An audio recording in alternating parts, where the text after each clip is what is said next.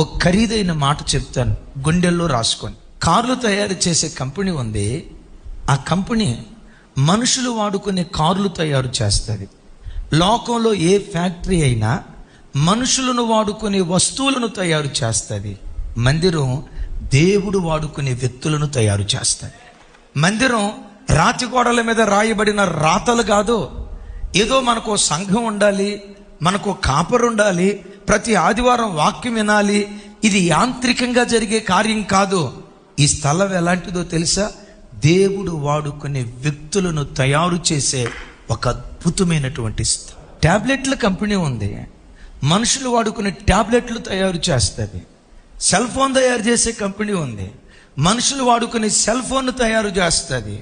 బైకులు తయారు చేసే కంపెనీ ఉంది. మనుషులు వాడుకునే టూ వీలర్లు తయారు చేస్తుంది.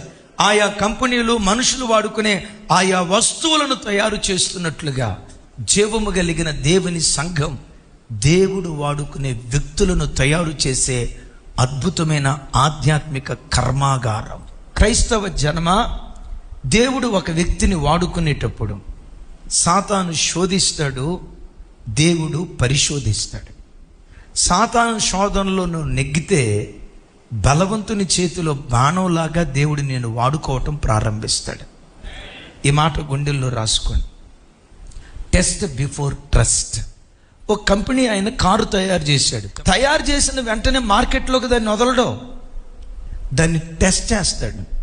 20 కిలోమీటర్ల వేగంతో వెళ్ళేటప్పుడు బండి ఎలా ఉంది, స్పీడ్ బ్రేకర్ల దగ్గర బండి ఎలా ఉంది, ఒకవేళ గోడను 40 కిలోమీటర్ల వేగంతో ఢీకుంటే బండి ఎలా ఉంది, 50 కిలోమీటర్ల వేగంతో ఢీకుంటే బండి ఏమవుతుంది, లేదు 100 కిలోమీటర్ల వేగంతో కొడితే బండి ఎలా అవుతుంది. ఆ పరీక్షలో దాన్ని గెలిస్తే, మరలా చెప్తున్నాను, ఆ పరీక్షలో అది గెలిస్తే అప్పుడు మార్కెట్లోకి వదులుతాడు. దేవుడు అనేక రీతులుగా ముందు నిన్ను పరీక్షిస్తాడు. సాతాను శోధించడానికి అవకాశం ఇస్తాడు. ఈ శోధనలో గెలిచేవా, బలవంతుని చేతిలో బాణంలాగా దేవుడు వాడుకోవటం ప్రారంభిస్తాడు. ఎవరిని పడితే వారిని శోధించడానికి దేవుడు అనుమతి ఇవ్వడం, ఎవరిని పడితే వారిని పరీక్షించడు. దేవుడు ఎవరిని పరీక్షిస్తాడంటే ఎవరి మీద దేవునికి నమ్మకం ఉంటుందో వారిని మాత్రమే దేవుడు పరీక్షిస్తాడు. ఒక దైవజనుణ్ణి ప్రజల మధ్యలో ఒక బలమైన పనిముట్టుగా వాడుకునే ముందు దేవుడు పరీక్షిస్తాడు. దేవుడు ఎలా పరీక్షిస్తాడు?